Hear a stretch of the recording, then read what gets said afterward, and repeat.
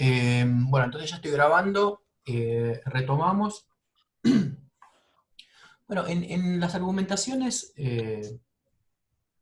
diferentes, pero en muchos puntos solidarias, de Haraway y Braidotti, hay una inestabilidad conceptual eh, que yo encuentro en lo siguiente. Por un lado, estas novedades que cuestionan el imperio de las categorías tradicionales, constituyentes de nuestra misma noción de cultura hasta hace pocas décadas, es un producto de novedades epocales vinculadas a las transformaciones del capitalismo contemporáneo.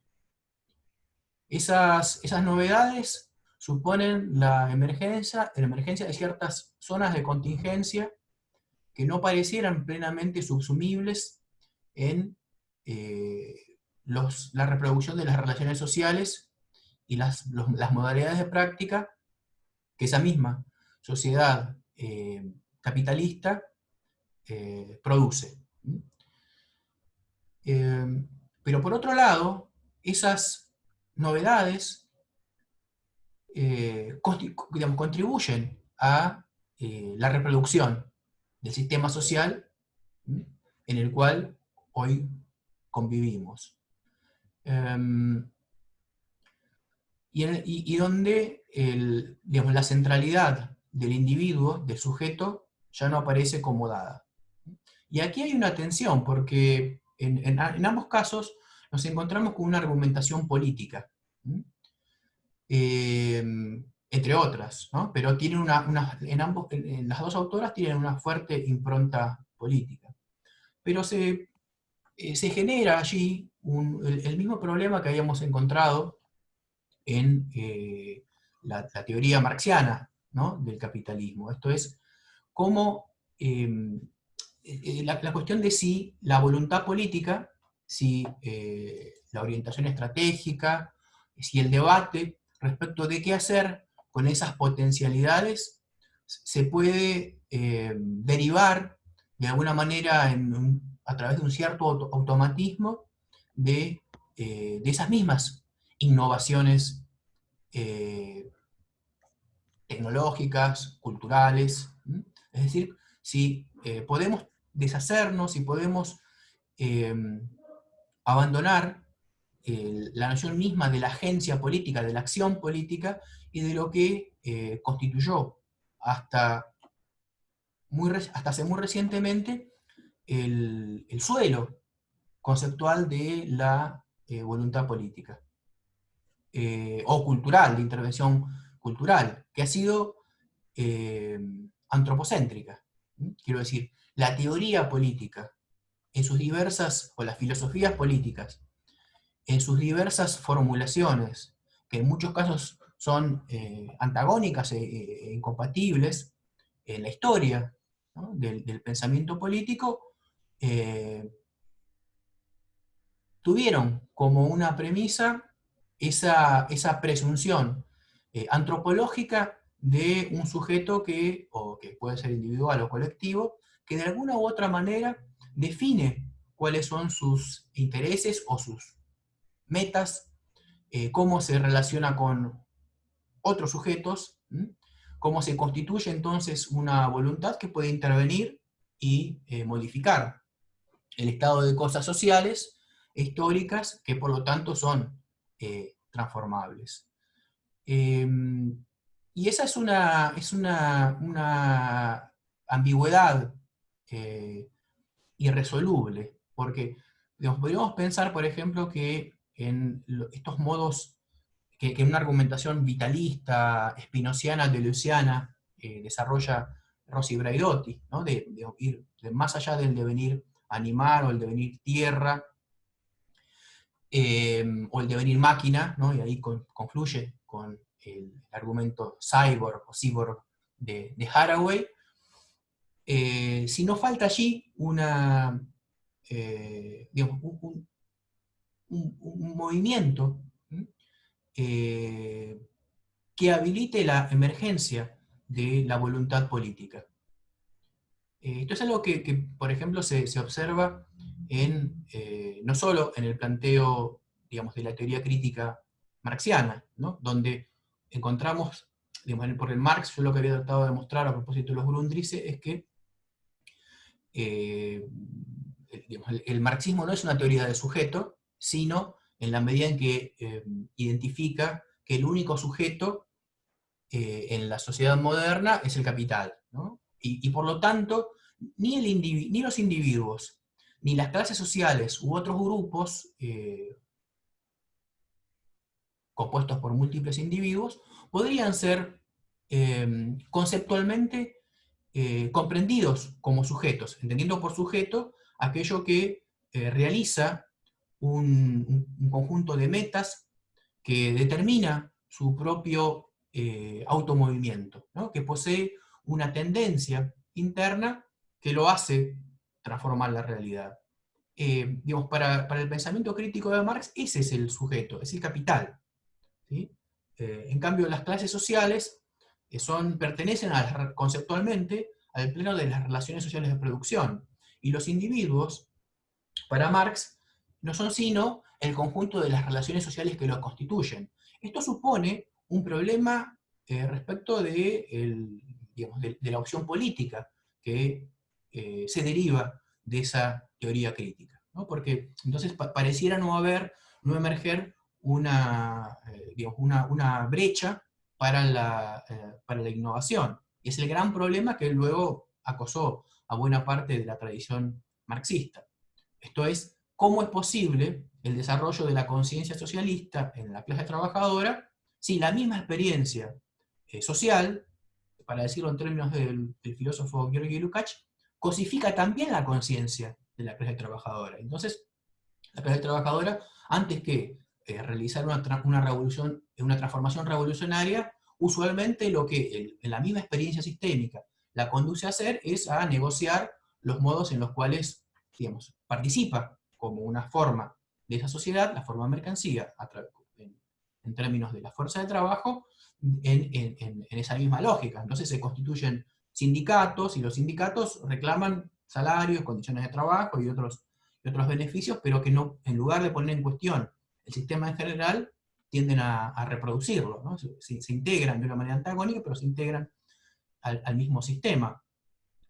Y frente a ese problema, que es, efectivamente, si hay un sistema que tiene una lógica, pero esa lógica no es autodestructiva, si entonces ya la sociedad burguesa no produce a sus enterradores, como el propio Marx escribía en el Manifiesto Comunista, que es una versión, digamos, dialéctica o determinista de la historia, que luego el propio Marx abandona, surge allí justamente el problema de la política.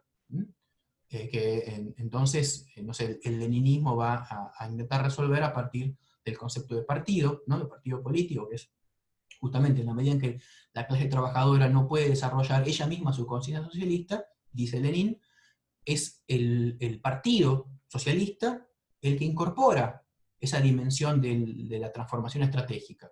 Y luego va a haber otras posibilidades. No sé, Herbert Marcuse, por ejemplo, de la Escuela de Frankfurt, va a encontrar en algunos otros, que ya no son la clase trabajadora, la posibilidad de una fractura revolucionaria, por ejemplo, los estudiantes y otros sectores marginados, ¿no? Que pueden desarrollar si hay una conciencia crítica, ¿no? Pero esto va a ser entonces un problema constitutivo de la tradición marxista. Y en mi lectura, al menos, esto es lo que vuelve en estos diagnósticos en torno a el Chuluceno de Haraway y el posthumanismo y el postantropocentrismo de Braidotti, ¿no? ¿No es acaso no es acaso este es el modo en el cual la sociedad capitalista actual se autorreproduce? Efectivamente, ambas autoras establecen una conexión, ¿no? Entre estas novedades y los modos en los cuales, de manera más productiva, más de avanzada, la propia sociedad se desarrolla de manera global, ¿no? Y ahí la interrogación es justamente si esta dinámica no es una dialéctica de autodestrucción que va a encontrar su superación a partir de estas tensiones inherentes. ¿De dónde surge? O podríamos multiplicar, ¿no? La pregunta. ¿Cómo surgen las voluntades políticas y culturales eh, que trasciendan de alguna manera, sin necesariamente plantearse como meramente utópicas o abstractas, es decir, que le imponen a la realidad una meta que no está planteada entre sus posibilidades, la, digamos, el cese, ¿no?, de la autorreproducción de este sistema. Creo que esa es una cuestión abierta. En buena medida, las dos autoras reconocen el carácter de ciencia ficción de lo que están desarrollando, pero la ciencia ficción ya no es una un mero imaginario, ¿no?, que está separado de la realidad, sino que la realidad misma es en buena medida ficcional. Y por eso el reconocimiento por Haraway del carácter anticipatorio que poseen, por ejemplo, la ciencia ficción, en Ursula Le Guin o en Octavia Butler, autoras de una ciencia ficción que, como les decía en el video que les envié sobre el tema, no solo imaginan nuevas formas de aplicación de la tecnología, pero que mantienen las mismas relaciones sociales, sino la posibilidad de nuevos modos de coexistencia social, ¿no? Y ahí está la novedad de esta ciencia ficción, que es relevante para representarnos posibilidades que de otro modo las ciencias sociales y las humanidades no parecieran todavía estar a la altura, ¿no?, de confrontar. Creo que en este sentido, otra vez, nos vuelve la cuestión de este retorno, ¿no?, de hasta dónde estos diagnósticos pueden sernos útiles para encarar nuestros trabajos, nuestras investigaciones, si no se sitúan, ¿no?, en un plano de esa complejidad tecnológica, ¿no?, y de coexistencia multiespecies, de ese transhumanismo o ese poshumanismo, por ejemplo, si estudiamos en una escuela, por ejemplo, ¿no? Si analizamos, no sé, para la tesis de maestría o para monografías o por artículos que debamos publicar, fenómenos que están bastante más cercanos, o que aparecen en principio, bastante más próximos a las nociones más tradicionales, ¿no?, de la subjetividad de los sujetos y de los vínculos sociales. Creo que la apuesta general es mostrar esa caducidad o en todo caso la vacilación, ¿no?, de estos marcos teóricos con los cuales todavía creo que, bueno, al menos mi generación claramente se formó, ¿no?, la distinción entre el orden de la cultura y el orden de la naturaleza, o el orden de la historia y el orden de la tecnología, etc. Bueno, no sé si hay preguntas, porque quería dedicarle una parte de este último encuentro a la cuestión de la evaluación. Pero bueno, dejo abierto para dudas o comentarios que quieran hacer respecto de lo que han leído o de lo que hemos charlado.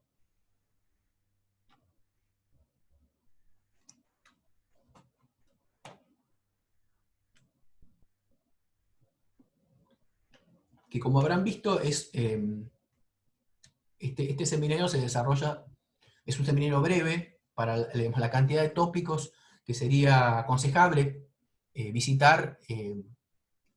Un seminario breve en general siempre, en todas las ediciones, nos quedamos como con ganas de continuar, ¿no?, desarrollando nuevos tópicos o profundizar en algunos que se vieron, pero creo que la idea central es, de alguna manera, subrayar el carácter múltiple y cambiante de las posibilidades, digamos, de la existencia social, la existencia histórica, y en buena medida digamos, el texto que ustedes tienen que preparar debería reflejar, por un lado, una lectura de los textos que hemos visto, en una selección, naturalmente, y también pueden incorporar otros materiales que a ustedes les parezcan relevantes para dialogar, ¿no? Con cuestiones vistas. Por otra parte, además de esa flexibilidad bibliográfica, para que ustedes planteen otros textos, también sería interesante si ya tienen alguna elaboración o algún trabajo documental, que en lugar de escribir un texto completamente nuevo, ¿no? Puedan hacer un vínculo, un nexo entre las cosas que vienen trabajando y algunos textos que hayamos visitado. De modo tal que lo que puedan desarrollar quizás lo puedan incorporar a sus tesis, a sus trabajos. Ya podemos hacer un ejercicio de, digamos, porque puede servirle a todos y todas, de, bueno, qué temas podrían ser. No sé si ustedes pensaron algunos objetos de análisis y alguna bibliografía. Y a partir de ahí podríamos dialogar brevemente. Esto creo que le va a servir al conjunto. ¿Alguien tiene alguna intuición, alguna idea, al menos tentativa? Sí, difícil. No sé. A ver, Martín. Sí, perdón. No, haciéndome eco de la propuesta que haces, yo estaba interesado en el tema de masculinidades y en algún momento hice un desarrollo en relación al feminismo y la apertura del feminismo de que participe una masculinidad disidente. En ese sentido, digamos, la propuesta de lectura que hiciste de Silvia para mí resultó de lo más interesante y bueno, aprovecho la oportunidad ya que presentaste esto de los temas, si hay posibilidad, digamos, que yo amplíe ese estudio, porque yo trabajo con Butler básicamente y Wittig. Me gustaría, digamos, analizarlo ahora en base a lo que plantea Silvia. Sí, sí. No, es un tema completamente relevante y allí podrías justamente incorporar, ¿no? Los textos de Butler y de Wittig que no hemos visto y ver si te, digamos, si te sirve eso, ¿no? Por ejemplo, esta distinción que subrayé, que por otra parte se puede encontrar en diversas formulaciones psicoanalíticas, entre lo psíquico, la estructura psíquica y las subjetividades, eh, es interesante porque en la llamada teoría queer hay una tensión irresuelta, ¿no? Hay toda una biblioteca queer que plantea que, siguiendo la línea más bien de Foucault y de un autor reciente, es Didier Eribon, ¿no? Que, bueno, que el psicoanálisis es inherentemente patriarcal, es edípico, y como teoría del sujeto, de la subjetividad, debe ser descartada, ¿no?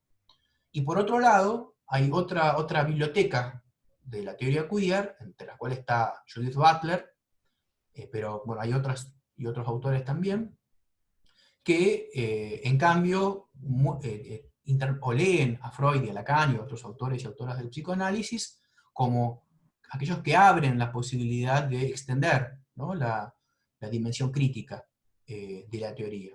Pero bueno, ahí, por ejemplo, creo que el texto de Bleichmar podría ser útil, incluso teóricamente, ¿no? Para avanzar sobre ese debate irresuelto, ¿no? Y posiblemente irresoluble, pero sí, perfectamente.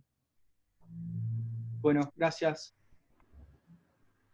¿Alguna otra idea? Yo te quería hacer una consulta, Marc. Sí. ¿Te escuchás? Sí, mucho de lo que enumeraste hoy me pareció muy importante porque es algo que me está pasando a mí ahora con el problema de investigación que yo trabajo. Mi tesis va a ser en base a un trabajo empírico. Yo trabajaría la construcción de la subjetividad de los emprendedores en la ciudad de Buenos Aires. Trabajo sobre todo con el emprendedorismo digital.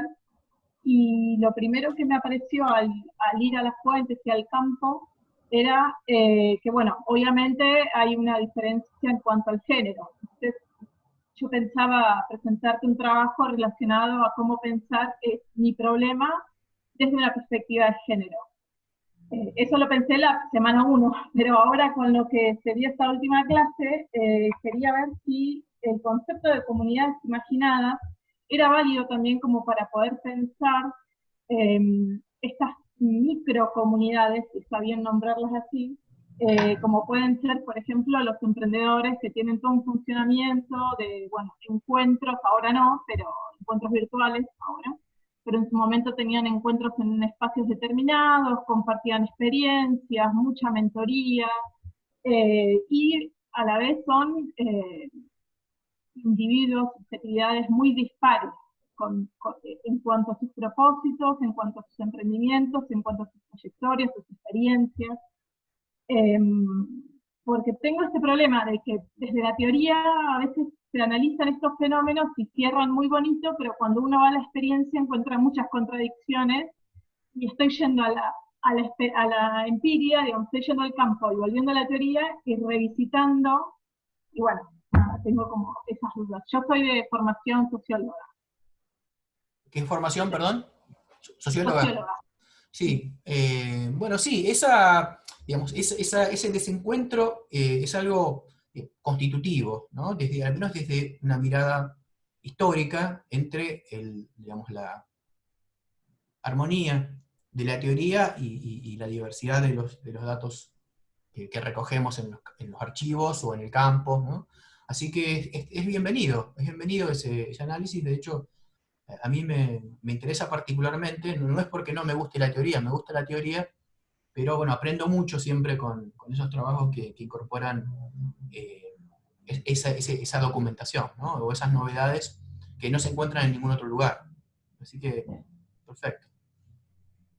Perdón, entonces vuelvo a formular mi pregunta. ¿Es válido poder hacerte un trabajo breve que analice partes de materiales de campo, por ejemplo, entrevistas o etnografía virtual o, bueno, o documentos? Sí, sí, la cuestión sería ver cómo problematizás aquellas cuestiones que se han visto o que de alguna manera han sido concernidas. Por ejemplo, cómo se constituyen los modos de interacción, de autorrepresentación o de identidad. Todo estos son problemas, ¿no? Porque la misma noción de identidad, de representación, supone ciertos desafíos, ¿no?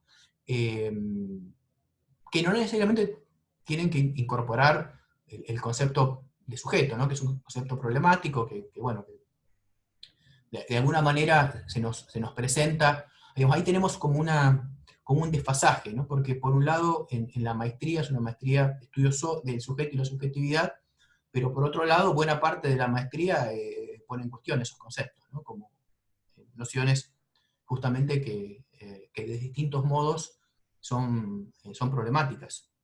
Pero volver, ¿no? Y ahí puedes elegir, no sé, de acuerdo a tu propio estudio, qué término o qué términos pueden ser relevantes.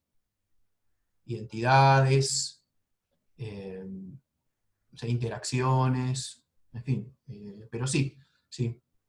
Si pueden hacer ese diálogo entre cuestiones, entre problemáticas vistas y su campo, eso es bienvenido.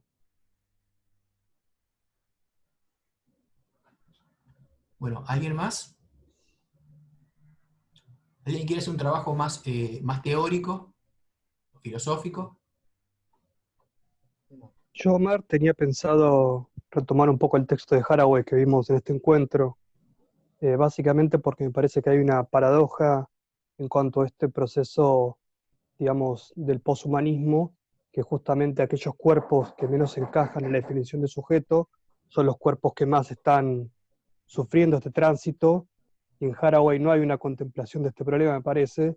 En ese sentido, me parece que la categoría de sujeto todavía es fundamental para proteger esos cuerpos, pienso específicamente animales no humanos, que justamente escapan al registro del derecho, y en ese sentido Haraway, si bien en este texto que vimos no es tan especista como el manifiesto de las especies de compañía, creo que hay un resabio antropocentrista en su planteo que no contempla la fragilidad de otros cuerpos que el cuerpo humano. Sí, Sí. Bueno, ahí podrías hacer dialogar a Haraway con Braidotti, ¿no? Porque Braidotti en algún momento del capítulo sobre el post-antropocentrismo justamente eh, habla de este poshumanismo humanista, ¿no? Que tiende, por ejemplo, a través, esa es una cuestión polémica, ¿no? Pero respecto sobre El todo transhumanismo sería. claro, de las llamadas mascotas, por ejemplo, ¿no? Y de los derechos, si no hay una proyección de premisas humanistas, ¿no? en esa propuesta. Pero sí, bienvenido, Buenísimo. perfecto. Gracias. ¿Alguna otra Yo idea? también quiero ir con un planteo más teórico en el sentido de un análisis de distintos discursos. En concreto, me interesa analizar y trabajar las transformaciones en la subjetividad y en la condición humana a través de la figura del vampiro, que para mí es una figura ficcional, pero que encarna imaginario tecnológico de época. Sí, sí. Entonces, a partir de ahí. Está muy bien. Ahora, no es algo que necesariamente se tiene que hacer, por supuesto, ¿no? Pero algo que este seminario quiere transmitir es la pregunta de, digamos, los alcances o las incumbencias de determinada teoría, ¿no? Esto es, por ejemplo, la cuestión de esto que no está vivo ni muerto, ¿no? Hay algo que no está vivo ni muerto, eh, digamos, que tiene diversas aplicaciones, ¿no? O usos. Por ejemplo, Marx entiende al capital como un vampiro que se alimenta de la sangre del trabajo humano, ¿no? De la clase trabajadora. La plusvalía, el plusvalor, es justamente la sangre que alimenta a este capital fijo que no produce, que es el mismo capital. Y luego, bueno, como sabemos, en la teoría feminista esto ha tenido mucho desarrollo, también la cuestión del vampiro, pero allí el tema sería digamos, dónde opera, o cuáles son los alcances y los límites, ¿no? De esa teorización. Que es algo que justamente hoy está, digamos, por lo que involucra la misma idea del vampiro, del estar en ese entrelugar, respecto de estas nuevas discusiones contemporáneas, ¿no? Sí. Esto lo vimos a propósito del capitalismo farmacopornográfico de Preciado, ¿no? Que parece suponer que es problemático universalizar, o sea, deshistorizar, ¿no? Pero sí, está muy bien ese tema.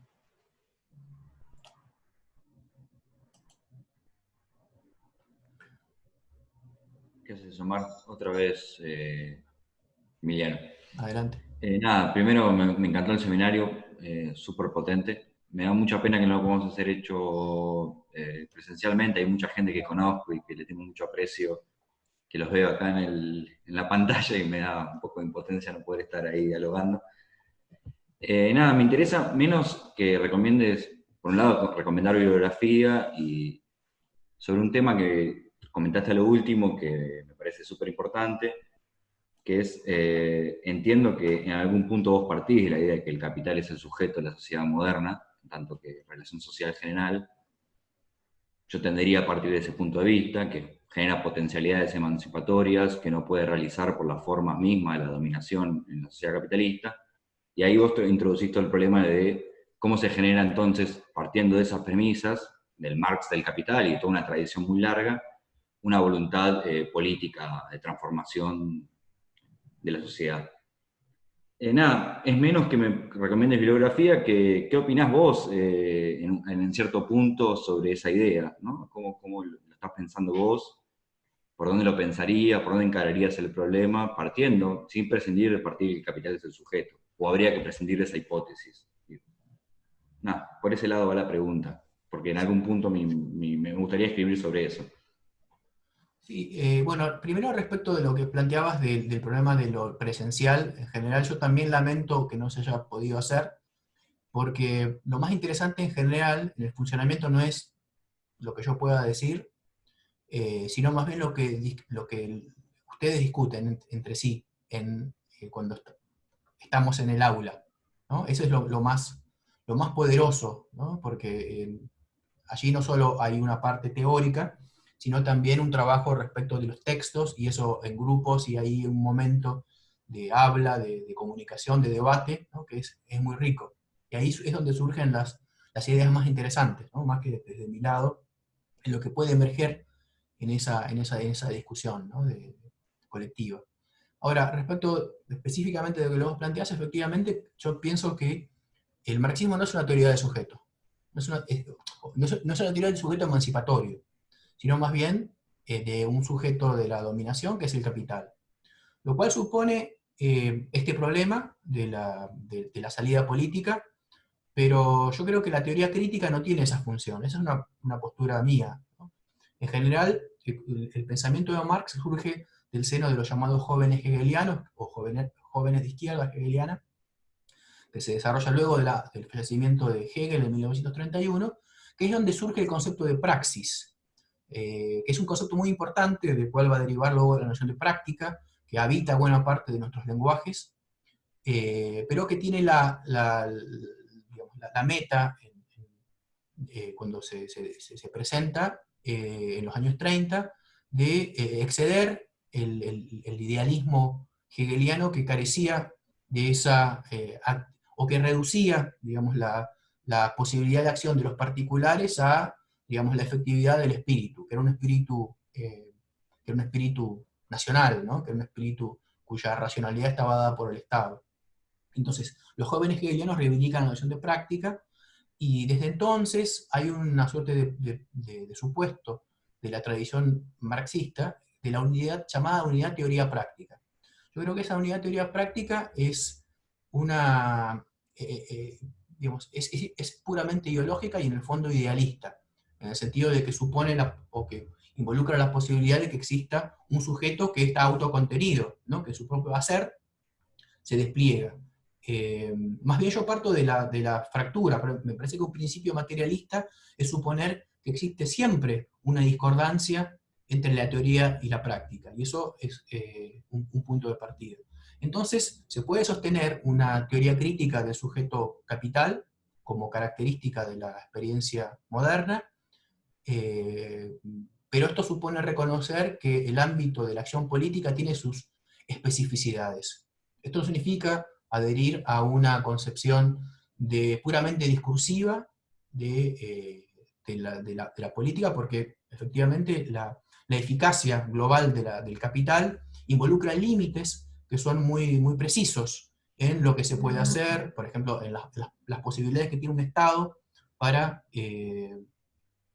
vincularse y transformar la realidad. Es decir, si hay una lógica general que es global de la sociedad capitalista, allí la capacidad de los estados para incidir sobre esa lógica global es muy limitada. Y esto lo vemos en la realidad política cotidiana, ¿no? Donde, por ejemplo, no sé, una modificación de no sé, el precio de los commodities en un país agroexportador, en buena medida, como es la Argentina, transforma completamente las posibilidades, incluso de un Estado reformista, de un Estado que quiere, por ejemplo, llevar adelante una distribución más equitativa de los recursos, ¿no?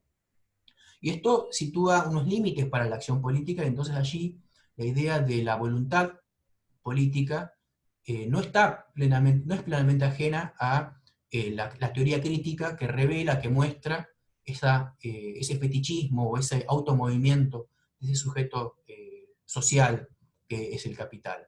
Pero el quehacer político no puede derivarse de ese sujeto, sino que es preciso, a mi modo de ver, reconocer la emergencia o la posibilidad de que emerja lo político y lo cultural, de las alianzas, de las interacciones, que es lo que Antonio Gramsci denominaba la construcción de la voluntad popular, ¿no?